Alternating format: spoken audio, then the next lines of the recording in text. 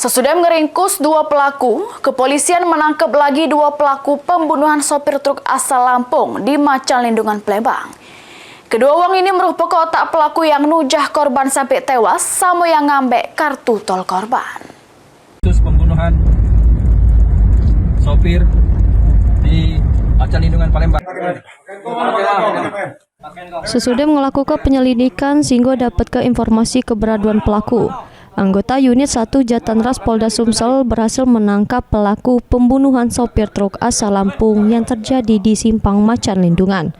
Pelaku bernama Muhammad Yusuf, kemudian diamankan untuk dimintai keterangan lebih lanjut.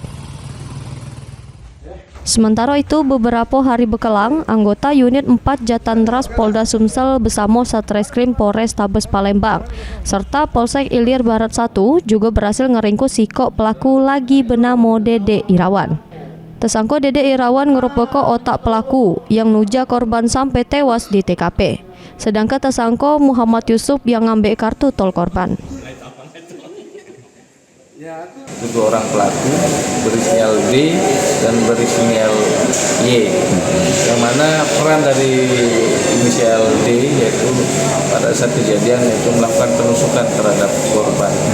Kemudian inisial Y itu ada perannya yaitu pada saat kejadian ketika korban hendak memberi uang 2.000 tidak terima, kemudian si Y ini mengambil kartu e-tol daripada korban.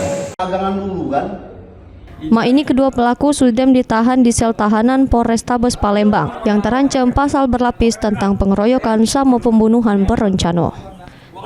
Mulyadi, PAL TV.